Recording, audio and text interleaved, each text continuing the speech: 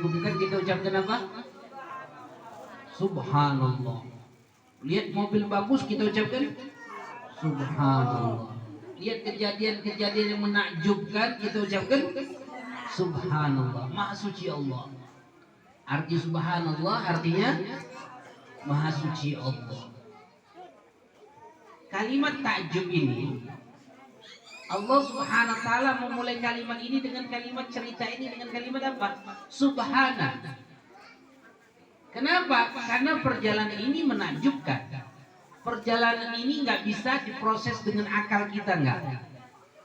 Makanya perjalanan ini prosesnya dengan apa? Keimanan. Makanya ketika Allah ceritakan ini cerita, Allah memulainya dengan kalimat apa? Subhana. Maha suci Allah. Allah memuji zatnya sendiri.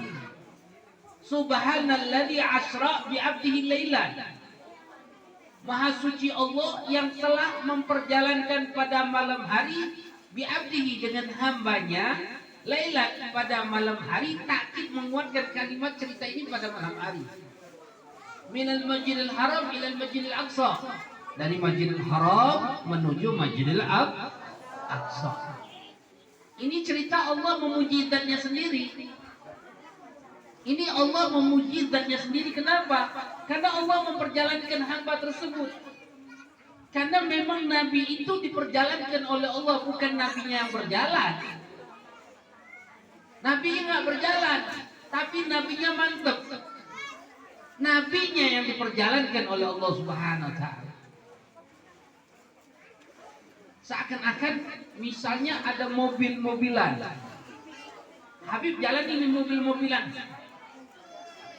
Habib puji. Alangkah hebatnya ini. Masya Allah orang yang menjalankan mobil-mobilan itu. Artinya Habib puji siapa? Puji diri sendiri. Habib buat mobil. Habib buat mobil. Ketika Habib buat mobil, Habib bilang mobil ini. Alangkah bagusnya mobil ini. Habib puji siapa? Puji sendiri. Sebagaimana juga Allah katakan Subhana, Maha suci Allah.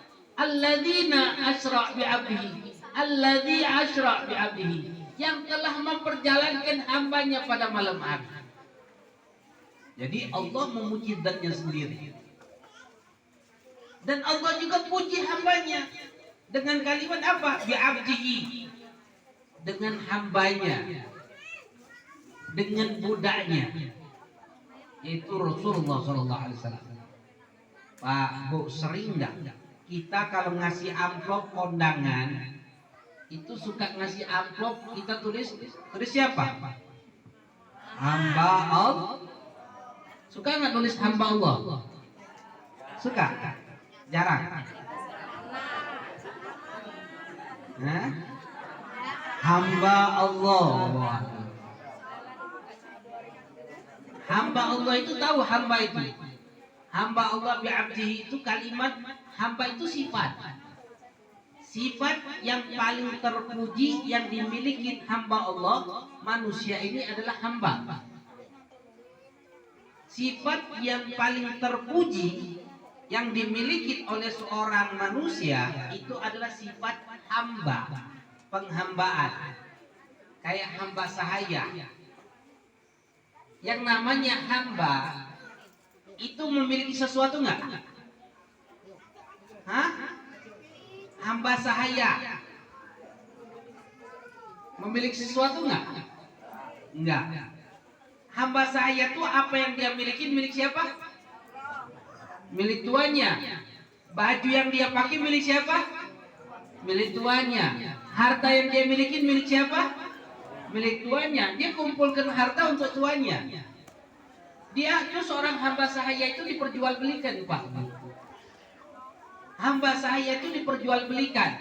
Jadi kalau kita sudah beli seorang hamba sahaya, hamba itu milik kita. Hamba itu suruh kerja ke kebun, hasilnya untuk siapa? Untuk tuannya. Tuannya yang ngasih makan dia, ngasih minum dia, ngasih dia hidup. Kenapa? Karena hidupnya dia milik siapa? Milik tuannya. Itu hamba sahaya. Jadi hamba sahaya itu bisa dijual belikan. bisa dihibahkan. Itu kalau tuannya nggak senang dengan hambanya, boleh dipukul itu hambanya. Itu hamba sahaya.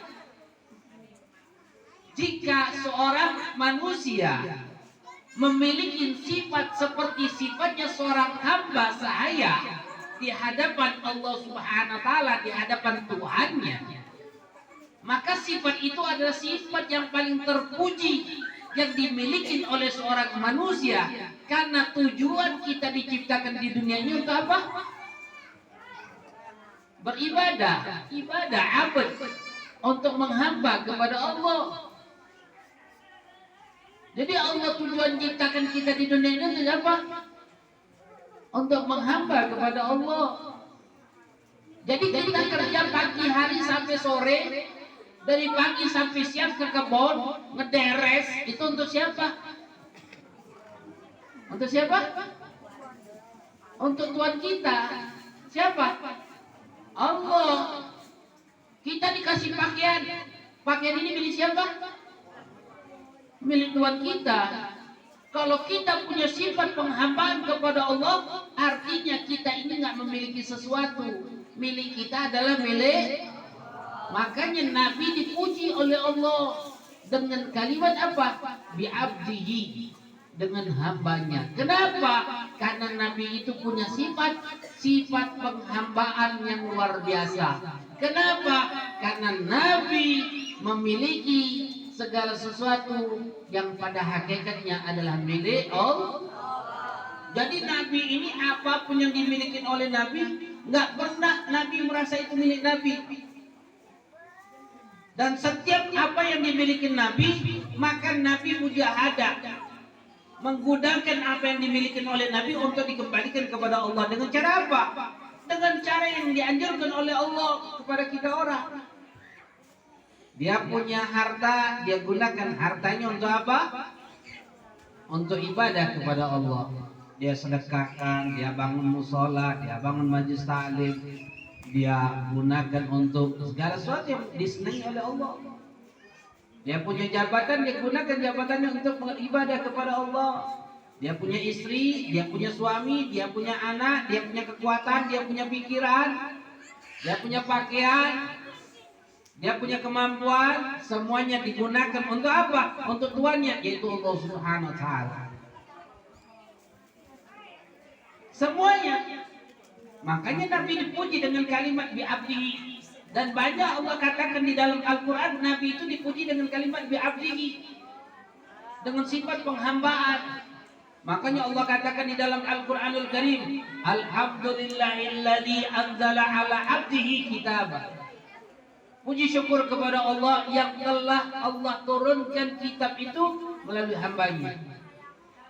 Lalu Allah katakan lagi, Tabarakalladzi nazala furqana ala abdihi.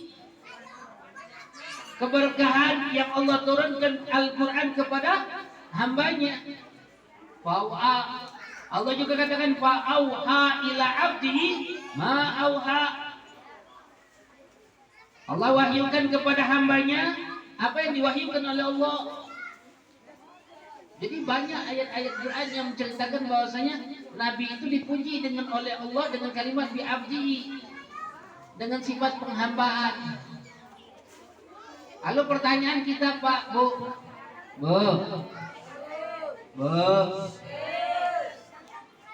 jenengan lihat tuh, jenengan itu harus mencontoh bapak-bapak. Bapak-bapak tuh nggak ada yang ngobrol. Dia khusyuk dengarkan.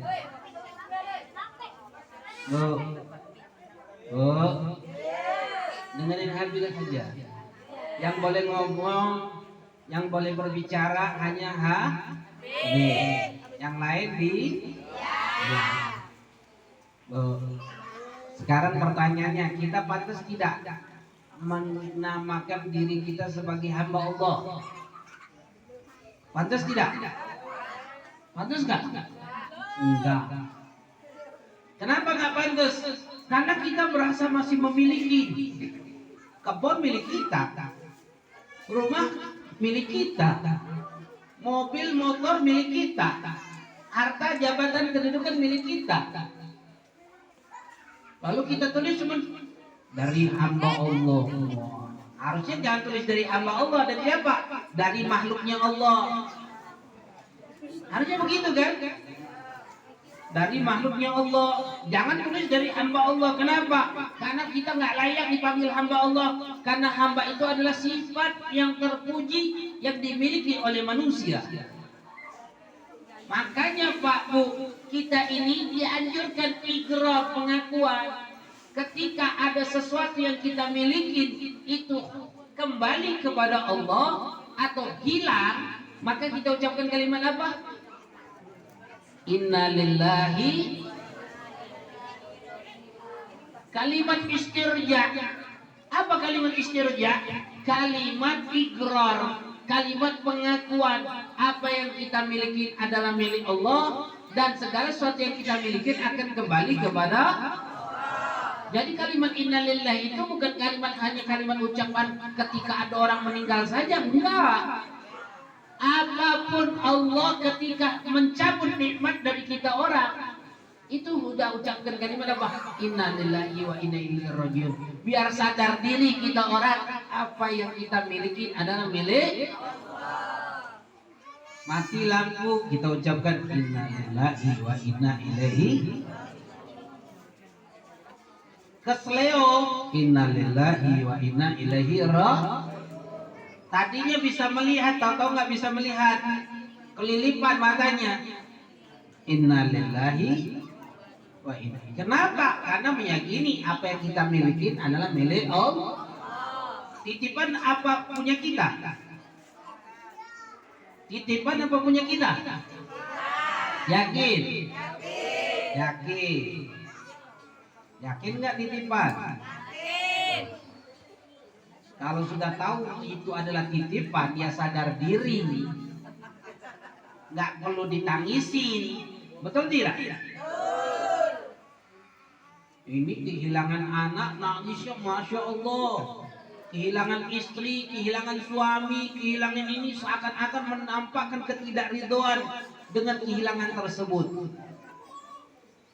Kehilangan pekerjaan, kehilangan kebun, kehilangan jabatan, kehilangan kedudukan, kehilangan harta.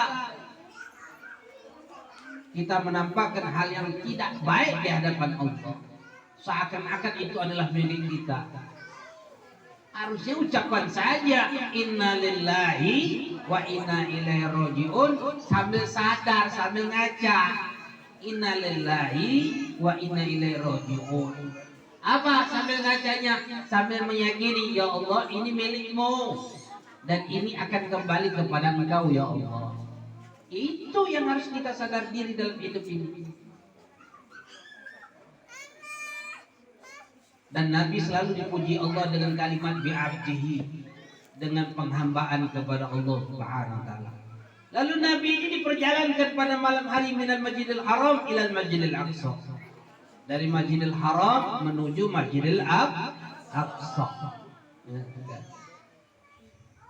Dalam cerita ini Pak Bu, kapan terjadinya Isra Mi'raj? Terjadi sebab terjadinya Isra Mi'raj itu 1 tahun sebelum hijrahnya Nabi dari kota Mekah ke kota Madinah. Ada yang mengatakan 5 tahun, ada yang mengatakan 6 bulan. Jadi ulama berbeda pendapat kapan terjadinya Isra wal Mi'raj. Ada yang mengatakan 5 tahun sebelum hijrah Nabi dari kota Mekah ke kota Madinah. Ada yang mengatakan 1 tahun sebelum hijrah Nabi dari kota Mekah ke kota Madinah.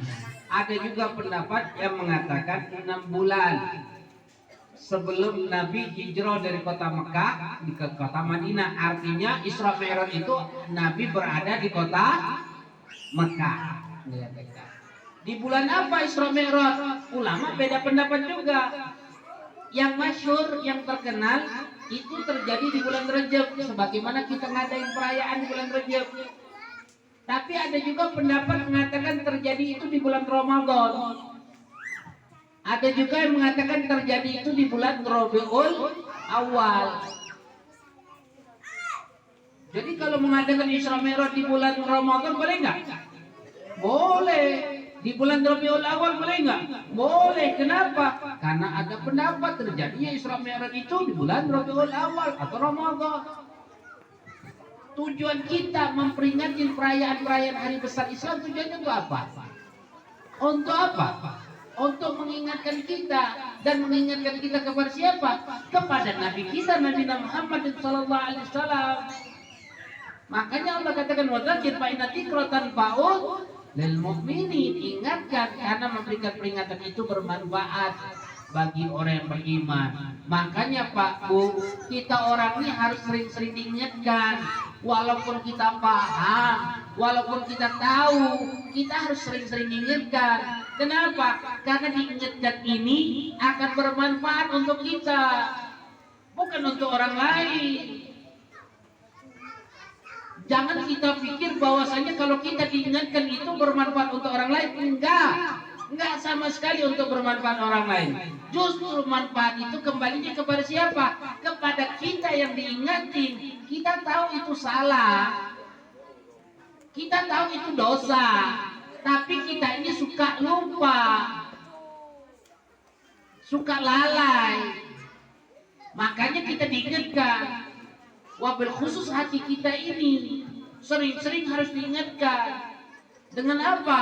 Dengan duduk-duduk dalam pengajian atau majlis taklim, yang di situ kita didengarkan nasihat, di situ kita dengarkan ceramah, di situ kita dengarkan tausiah, wejangan dari para kiai kita, para ustaz-ustaz kita. Tujuannya untuk apa? Untuk memberikan manfaat kepada kita sendiri, bukan untuk orang lain. Makanya Habib Taufik itu Pak Bu, kalau kita, kata beliau apa? Kalau kita mendengarkan suatu ceramah, lalu ceramah itu menunjukkan ceramah itu, nasihat itu kepada kita, lalu kita merasa tidak nyaman, lalu kita merasa tidak senang dengan nasihat itu, maka ketahuilah itu pas obatnya kena dengan sakitnya. Kenapa? Seperti kita luka. Luka itu kalau obat itu nempel kepada lukanya pasti akan pedih. Kalau luka itu, obat itu nggak nempel ke lukanya, terasa nggak? Enggak. Begitu juga nasihat yang baik untuk kita. Jika nasihat yang baik untuk kita, ketika kita dinasihatin, kita merasa tidak nyaman, dan kita merasa itu ternyata tentang diri kita, itu ternyata tuh obat yang paling mujarab, berarti kita ini lagi diobati. Makanya sering-sering dengar nasihat, sering-sering hadir pengajian, sering-sering duduk di dalam majelis tak. Tujuannya untuk apa? Untuk manfaat diri kita sendiri. Makanya kita adakan acara-acara besar, itu harus sering-sering diadakan. Berulang-ulang kali nggak apa-apa. Kalau bisa itu setiap desa, setiap blok ada itu Isra Mi'raj. Nggak apa-apa. Habib lebih baik disatukan jadi satu. Nggak usah. Kenapa? Supaya lebih banyak itu peringatan. Supaya lebih sering kita diingatkan. Supaya bermanfaat untuk kita sendiri. Bayangkan kalau di desa kita ini Suryadi ada berapa blok? 10 blok. Bayangkan 10 blok. Dalam 1 bulan kita ngadain setiap blok ngadain Isra Mi'raj. Bayangkan di bulan Rajab ini. Artinya kalau 10 bulan berarti setiap 3 hari ada acara Isra Mi'raj.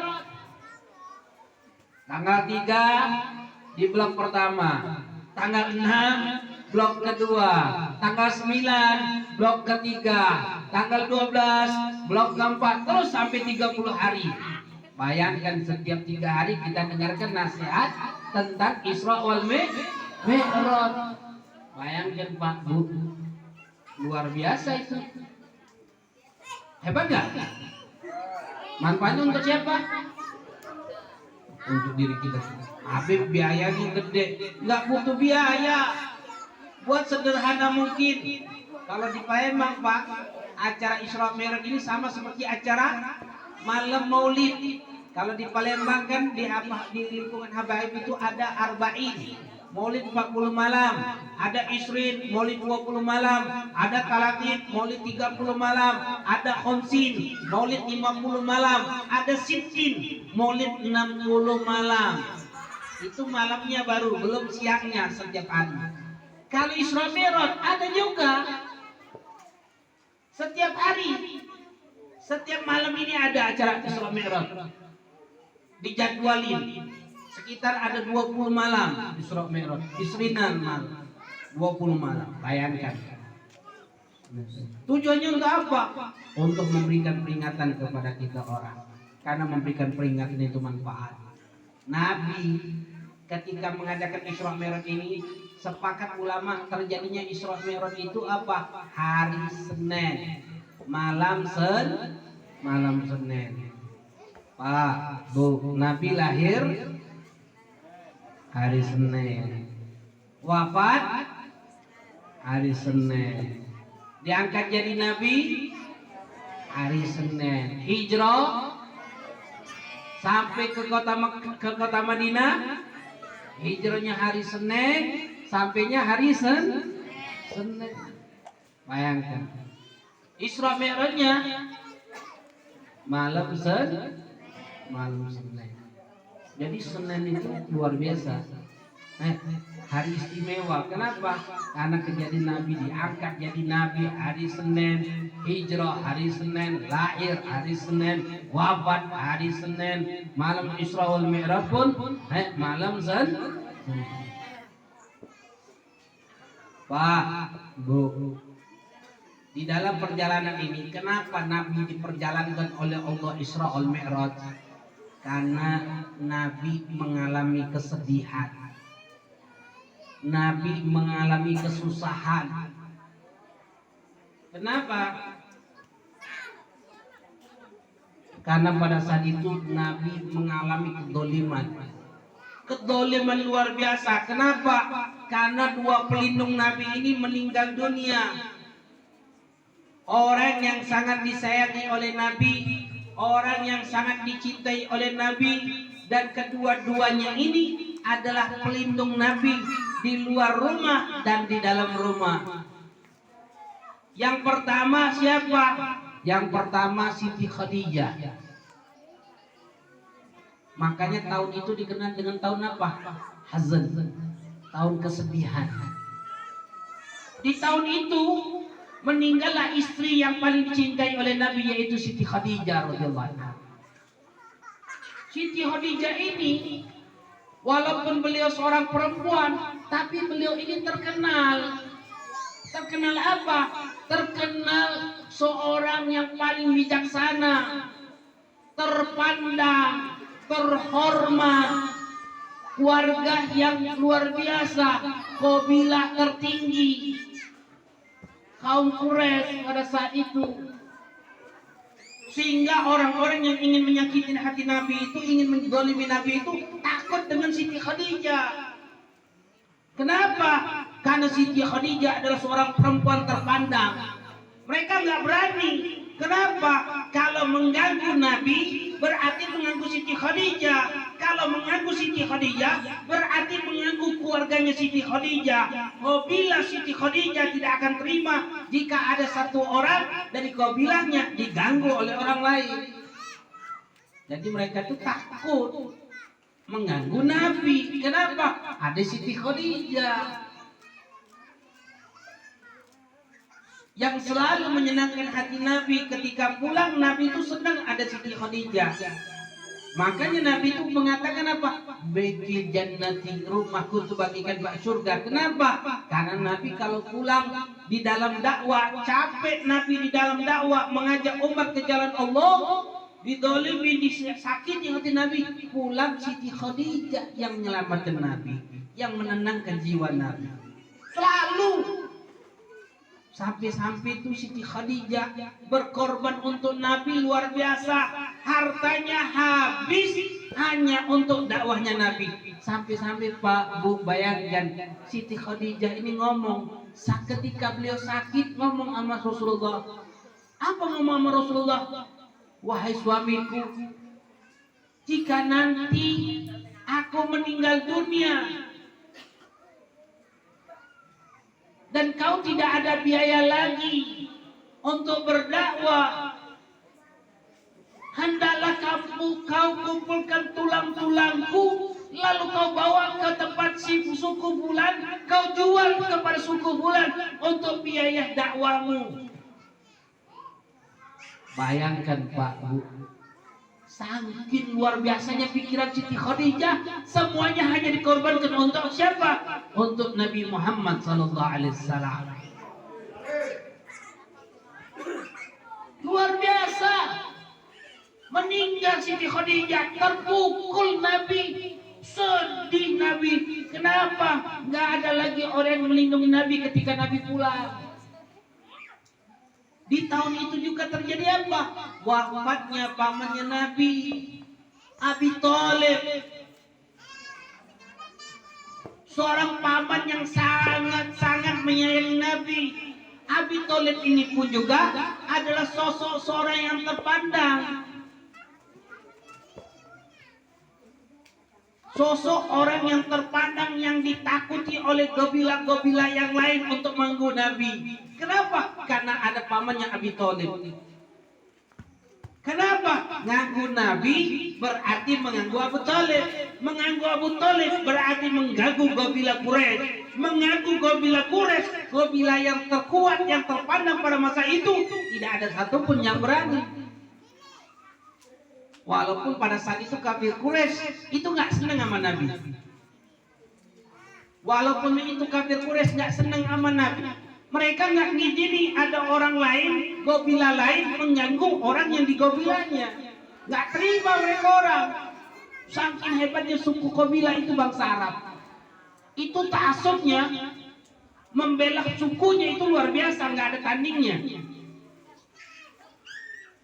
Ketika wafatnya Abu Thalib, Nabi terpukul. Kenapa? Karena nggak ada lagi yang melindungi Nabi.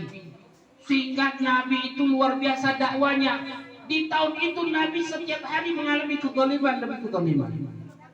Nabi pernah dicekek. Ketika Nabi lewat, itu pada saat itu orang mencekek Nabi, inisial dililitkan di leher Nabi, satu nari. Bayangkan itu Nabi tercekek. Untung ada siapa? Sayyidina Abu Bakar Siddiq radhiyallahu anhu. Ketika melihat Nabi terzalimi, maka Sayyidina Abu Bakar Siddiq membela Nabi, menyelamatkan Nabi daripada cekekan tersebut. Marah Sayyidina Abu Bakar. Lagi sholat, Nabi, bayangkan Pak Bu, lagi sholat, itu kotoran onta dilemparkan kepada Nabi. Yang pada saat itu Siti Fatimah, anaknya Nabi, melihat bapaknya dizalimi.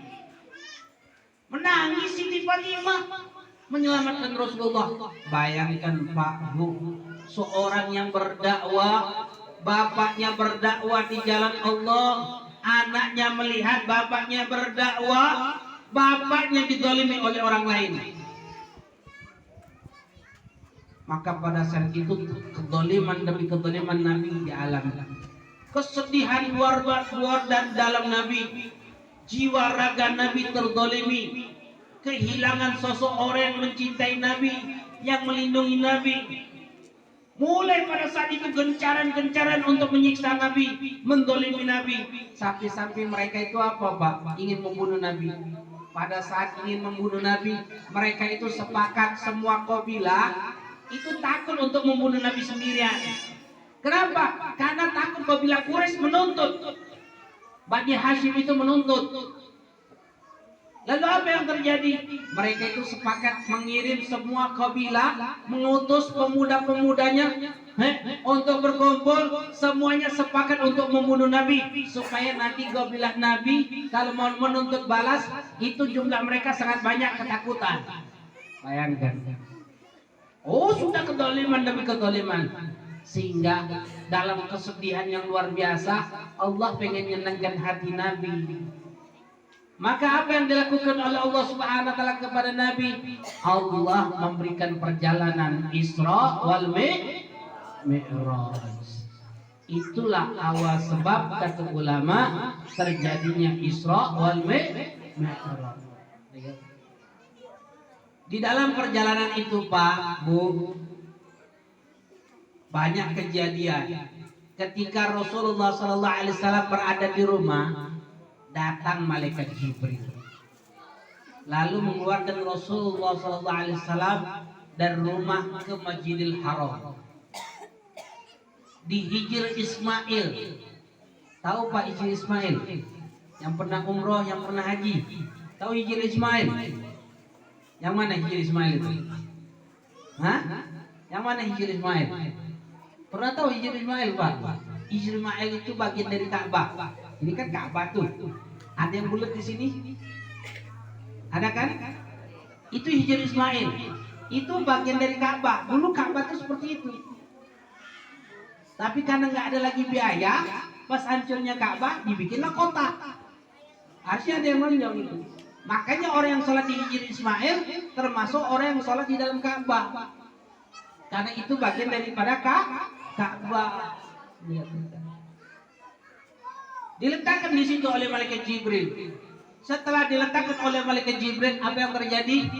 Dadanya Nabi dibelah. Dari pangkal leher sampai ke perut. Dibelah dadanya Nabi. Bayangkan Pak, pembelahan Nabi. Berapa kali terjadi pembelahan dada Nabi? Berapa kali? 4 kali. Berapa kali? 4 kali. Yang pertama, ketika Nabi berumur 4 tahun, masih kecil. Di tempat siapa? Di tempat Halimatus Sya'diyah. Jadi Nabi itu dulu diurus oleh Halimatus Sya'diyah mulai dari bayi. 4 tahun diurus oleh Halimatus Sya'diyah. Biasanya diurus sampai dewasa, baru dikembalikan ke keluarganya. Ini enggak. Pas 4 tahun kejadian itu dibelah dadanya, sehingga Halimatus Sya'diyah ketakutan. Ketika Halimatus Sya'diyah ketakutan, itu 4 tahun Nabi dibawa balik. Diceritakan kepada ibunya Siti Aminah. Ketika Aminah mendengarkan hal tersebut, maka Aminah ketakutan. Akhirnya itu apa yang terjadi?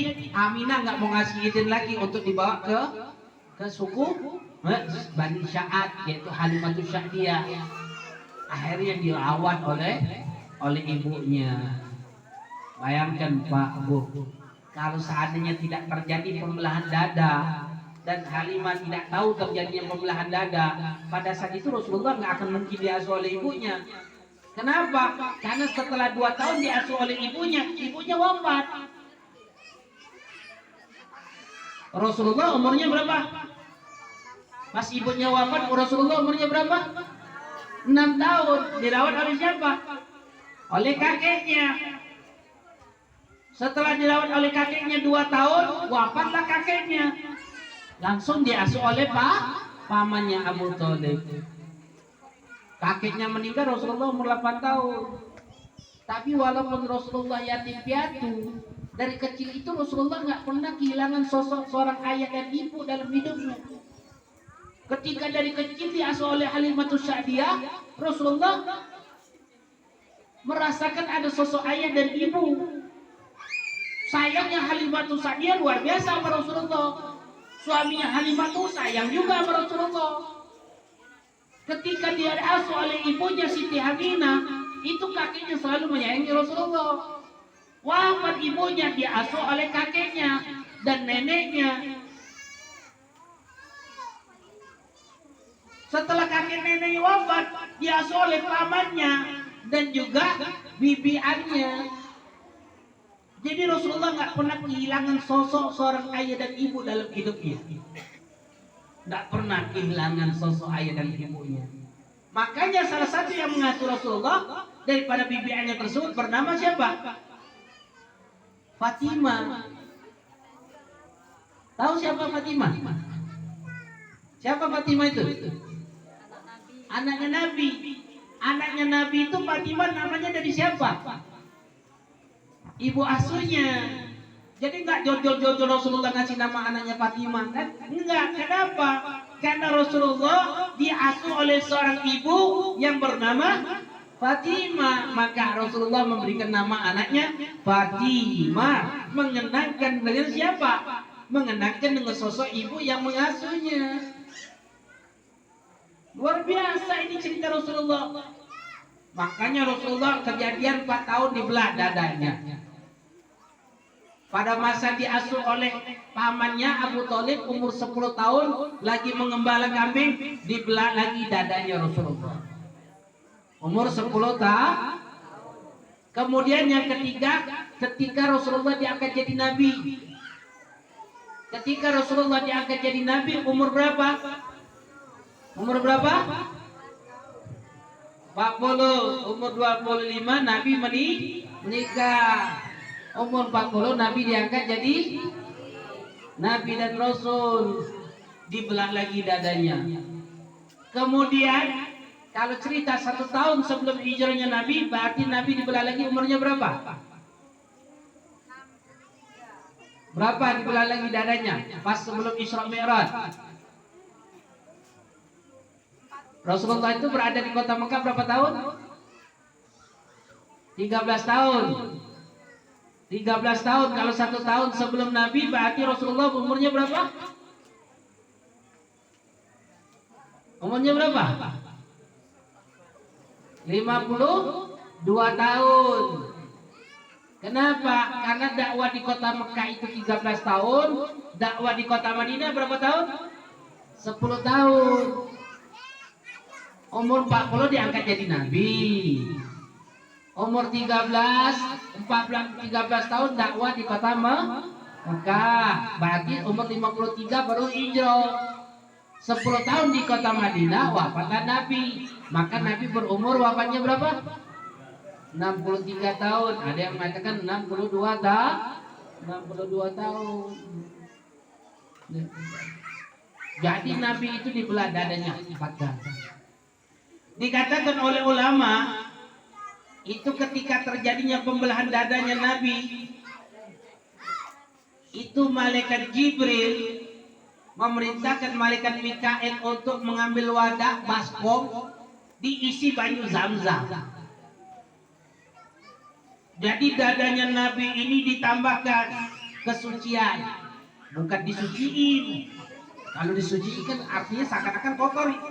Enggak, ditambahkan kesucian. Makanya kata ulama Habib Ali Habsyi mengatakan wa ma akhraja amlaku min qalbi adza walakinnahum zadahu turan ala turin.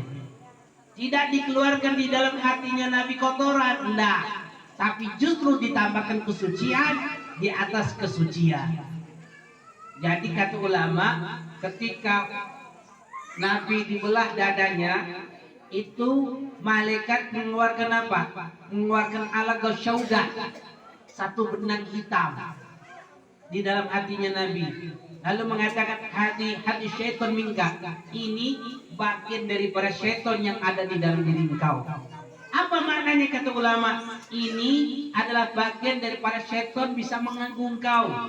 Tapi kata ulama itu pendapat yang lemah. Pendapat yang lebih kuat lagi apa? Itu bagian dari syaitan supaya engkau wahai Nabi tidak punya sifat rahmat kasih sayang kepada syaitan, supaya Allah keluarkan dari hati engkau kasih sayang engkau kepada syaitan. Kenapa? Karena Nabi itu adalah punya sifat wa ma arsalnaka illa rahmatan lil alamin. Tidaklah aku utus engkau ya Muhammad kecuali sebagai semesta rahmat bagi semesta alam. Jadi Nabi itu punya rahmat kasih sayang kepada seluruh makhluk, dan Allah tidak inginkan Nabi punya rahmat kepada syaitan. Nabi cabut rahmatnya Nabi untuk syaitan. Bayangkan kasih sayang Nabi yang luar biasa. Ketika setelah dibelah, dikeluarkan, ditambahkan kesucian, lalu apa? Khatamun nubuwah. Nabi distempel. Setelah dibelah, dibalikkan lagi, distempel Nabi. Ada tanda stempel di pundak Nabi. Tanda itu bulat seperti telur burung puyuh kecil kata ulama. Itu bulat seperti daging tumbuh. Apa namanya kalau kita bahasa kita tuh? Bukan teroid apa? Ada kan kalau suka luka timbul itu. Seperti itu memang. Tapi bulat, ada tulisan, stempelnya. Apa tulisannya? Muhammad Rasul Allah di pundak Nabi. Makanya riwayat Hakim bin Hakim warawa Hakim an Wahab bin Munabbah qala lam yab'athallahu nabiyyan illa waqad kana alaihi syammatun nubuwah fi yadil yumna ila an yakuna nabiyyuna Muhammad sallallahu alaihi wasallam wa inna sammatun nubuwah kanat baina katifaihi.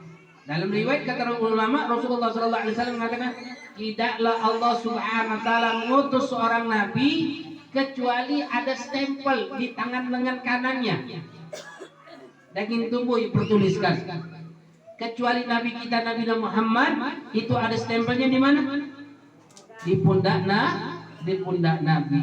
Bahkan kata ulama ketika wafat Nabi ini stempel hilang. Tanda ini hilang dengan wafatnya Rasulullah SAW. Kemudian Pak Bu, didatangkan oleh Allah kendaraan yang bernama Buraq dari surganya Allah Subhanahu wa taala. Kendaraan dari surga. Buraq itu kalimatnya dari barik yang artinya putih, atau dari kalimat al-barki yang artinya cepat. Artinya cepat. Kenapa? Karena kendaraan Nabi itu sangat cepat. Perjalanan yang dilakukan oleh Rasulullah. Ya, dengarkan. Pak, Bu, kenapa Nabi didatangkan Buraq oleh Allah? Karena Allah ingin memuliakan Nabi. Sebagaimana sama seperti raja-raja kalau seandainya ada utusan yang ingin didatangkan kepada raja. Sama seperti kita saja contohnya. Pak, Bu, kalau ada kiai dari Jawa datang untuk memberikan tausiah ke sini, sampainya di pesawat sampai di Palembang, kita jemput nggak? Jemputnya mobil apa? Alphard, Pajero, atau Fortune, atau Avanza? Atau Carry? Atau Kijang? Harus kita isi dengan apa? Yang paling bagus kan? Kenapa yang paling bagus? Kenapa kita kirim kendaraan yang paling bagus? Untuk apa? Untuk memuliakan orang yang kita jauh. Betul tidak? Sama.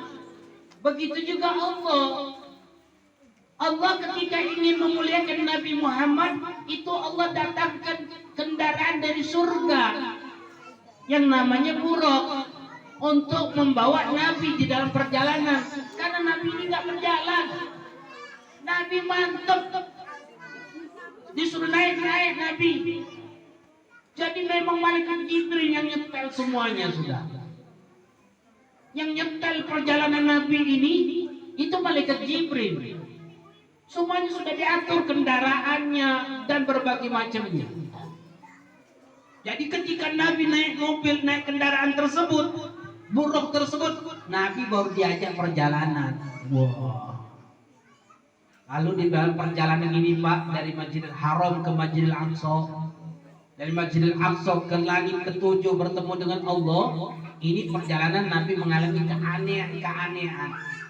Di antara keanehan yang dialami diceritakan di dalam kitab Anwarul Bahiyah fil Isra wal Mi'raj Khairul Bariyah, kumpulan riwayat hadis-hadis tentang perjalanan Nabi daripada Isra wal Mi'raj yang dikarang oleh Sayyid Muhammad bin Alwi bin Abbas Al-Maliki radhiyallahu anhu wa nafa'na bi ulumihi fid dharain amin. Beliau menjelaskan riwayat-riwayat Rasulullah SAW di dalam perjalanan Mi'raj tersebut. Apa yang terjadi? Kejadian-kejadian aneh yang dialami oleh Rasulullah SAW. Di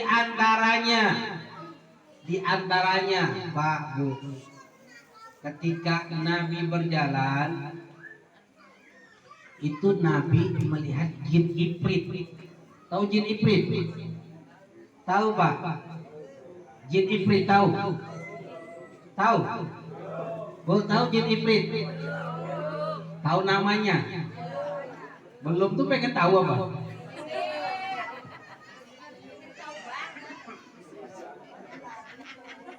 Jadi Nabi ketemu jin Ifrit. Bawa obornya padam. Tuh setiap Nabi noleh itu lihat jin Ifrit. Setiap noleh Nabi lihat jin Ifrit. Ketakutan Nabi. Lalu malaikat Jibril ngomong kepada Nabi, ya Muhammad, ala u'allimuka kalimatin taquluhunna idza qultahunna fa fi as-su'latu wa khairul lafi. Muhammad, maukah kau kuajarkan satu kalimat? Jika kau baca ini kalimat, jika kau ucapkan ini kalimat, itu jin Ifrit akan tersungkur lalu mati. Jika kau baca ini kalimat ini, jika kau katakan kalimat ini, maka jin Ifrit itu akan tersungkur lalu mati. Ini hafalin Pak Bu. Apa kalimatnya? Kata Nabi apa? Bala, iya wahai Jibril, ajarkan kepadaku. Qala Jibril qul. Lalu Jibril berkata, katakan ya Muhammad, a'udzu biwajhillahil karim wa bi kalimatillahi taammatil lati la yujawizuhunna barrun wa la fajirun min syarri ma yanzilu minas sama wa min syarri ma ya'ruju fiha wa min syarri ma darra'a fil ardi wa min syarri ma yakhruju minha wa min al-fitanil laili wan nahar wa min atawarrijil laili wan nahar illa tariqan yatruku bi khairi ya rahman.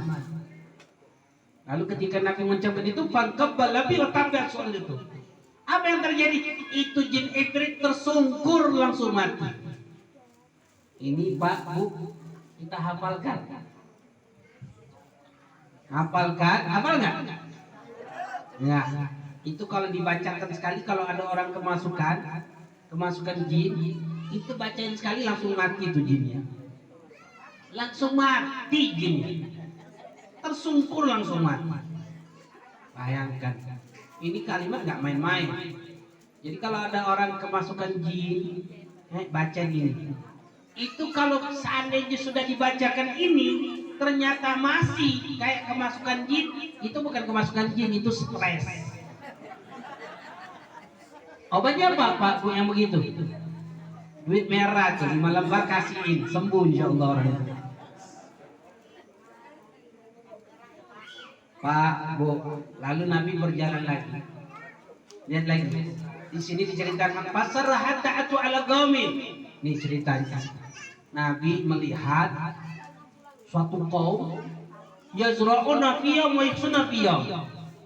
Mereka menanam langsung panen sehari menanam langsung panen. Ketika panen kullama hasadu ada kamakan. Setiap mereka panen itu balik lagi. Setiap panen balik lagi, setiap panen balik lagi. Bingung Nabi melihat keadaan itu. Alangkah nikmatnya mereka. Lalu Nabi bertanya kepada Jibril, ya Jibril, mahada? Hai Jibril, kenapa itu seperti itu, nikmat sekali mereka orang? Apa jawab Jibril? Faqal haula min ummatika. Hai Muhammad, mereka itu adalah bagian dari umatmu nanti. Mujahiduna fisabilillah. Mereka itu adalah orang yang berjihad di jalan Allah. Jihad dengan apa? Dengan segala sesuatunya. Yang punya harta jihad dengan hartanya. Yang punya nyawa jihad dengan nyawanya. Yang punya kedudukan jihad dengan kedudukannya. Yang punya kebun jihad dengan kebunnya. Yang punya raga, pikiran, jihad dengan segala sesuatunya. Apa kata malaikat Jibril? Tudha'afu lahum hasanat. Allah lipatkan gandakan hasanat kebaikan mereka ketika mereka hidup di dunia.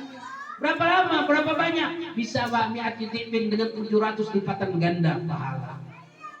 Lalu malaikat Jibril mengatakan, wa ma anfaqu min syai'in fa huwa yukhlifu. Tidaklah mereka menginfakkan sesuatu kecuali Allah balas.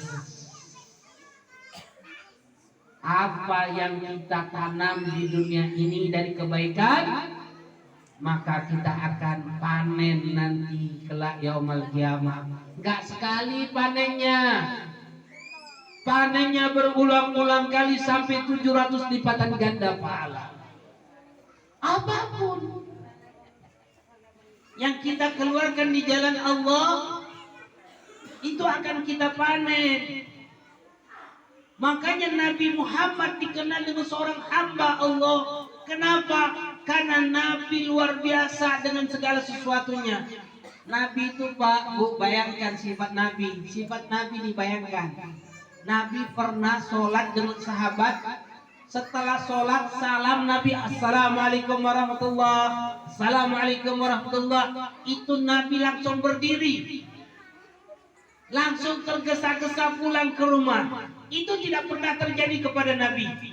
Semua sahabat kebingungan,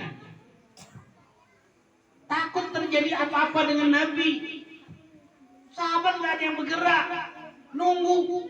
Karena rumahnya Nabi samping masjid. Sahabat melihat apa yang terjadi. Setelah masuk rumah, Nabi keluar lagi.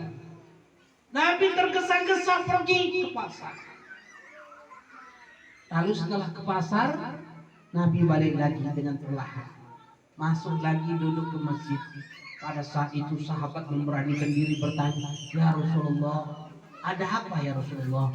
Ada apa yang terjadi ya Rasulullah? Tidak pernah kami melihat seperti ini kepada engkau ya Rasulullah. Kami khawatir takut terjadi apa-apa kepada engkau ya Rasulullah. Ada apa ya Rasulullah?" Apa jawab Rasulullah dengan tersenyum?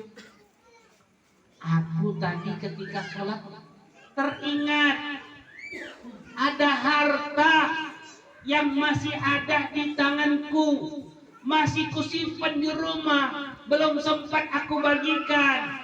Aku takut setelah sholat aku dimatikan oleh Allah dan harta itu akan menjadi hisab bagi diriku, sehingga setelah sholat aku cepat-cepat pergi ke rumah mengambil harta itu, lalu aku pergi ke pasar, lalu aku bagikan di pasar." Bayangkan Pak, Nabi takut, gelisah. Nabi nggak nyaman kalau ada duit. Sama nggak sama kita? Sama. Sama-sama nggak nyaman kalau nggak ada duit. Kita orang stres kalau nggak ada duit. Pusing kita orang, bingung kita orang kalau nggak ada duit. Nabi sama. Nabi stres, Nabi pusing, Nabi bingung kalau ada duit. Takut jadi hisab. Kita orang ngumpulin harta, kumpul lagi, kumpul lagi, kumpul lagi, kumpul cukup beli kebun lagi, beli tanah lagi, kumpul lagi, kumpul lagi, beli kebun, beli tanah lagi, tau-tau mati. Jadi hisab nggak? Kota keliling kasih 2.000, kota keliling kasih 5.000, duit bertumpuk-tumpuk di rumah. Pak Bu Habib ini dari 2013 keliling dakwah di Musujin, dari Surya Adi, Margo Bakti, Uni 1, Uni 2, C3, C4, keliling di sini-sini aja. Itu Habib tahu betul. Orang Musujin ini Masya Allah, dia nggak habisin duitnya untuk macam-macam. Dia nggak ke mall, nggak? Dia nggak jajan. Dia nggak kayak orang Palembang. Kalau orang Palembang tuh Pak pagi-pagi makan burgo, bakso, model, tekwan, pempek. Setiap pagi itu. Belum nanti jam 10. Itu baru sarapan pagi. Jam 10, jam 11 lain lagi sarapannya. Belum siang, jajan lagi. Belum sore, jajan lagi. Belum nanti malam, jajan lagi. Belum ke mallnya, belum ke pasarnya. Orang Musuji ada? Nggak ada. Tiap bulan dapat duit hasil kebon. simpan. Betul nggak? Kumpul beli kebun lagi, betul nggak? Tahu-tahu mati, dikuburin. Meninggal malam langsung dikubur betul nggak? Terus harta yang dikumpulin untuk apa? Bakal jadi hisab, betul nggak? Habib selalu perhatikan, masya Allah, sebetulnya orang Suji ini, kita orang desa ini enak, dia nggak terlalu. Tapi kalau dia nggak gunakan kebaikan kesempatan yang Allah berikan kepada mereka, rugi. Nanti kapan rugi itu? Kalau sudah dimatikan oleh Allah. Ingat nih kata malaikat Jibril, wa ma anfaqu min syai' wa huwa yukhlifu. Tidaklah sesuatu yang kau infakkan di jalan Allah, pasti Allah akan ganti. Dan Allah gantinya enggak sekali, Allah lipat-lipatkan ganda sampai 700 lipatan ganda. Ini majlis taklim, infakkan untuk bayar listrik, bayar banyu, beli makanan, beli minuman, beli tisu, beli speaker. Nih cari speaker yang bagus dikit. Iya harus. Speakernya nggak bagus ini. Bagus nggak? Enggak. Duit ada nggak? Banyak nggak? Banyak. Cari yang bagus, cari yang mahal. Buat apa? Infak di jalan Allah. Infak jalan Allah. Kenapa? Allah balas berlipat-lipat ganda nanti kalau sudah dimatikan oleh Allah. Pasti. Ini wajib, ini apa yang disampaikan oleh Rasulullah. Apa yang disampaikan oleh syariat kita. Pak, Bu, kalau sudah mati kita orang pengen apa? Pengen hidup lagi. Untuk apa? Sedekah. Allah katakan dalam Al-Quran, Allah ceritakan kepada orang seperti kita ini. Apa kata Allah? Wa anfiqu mimma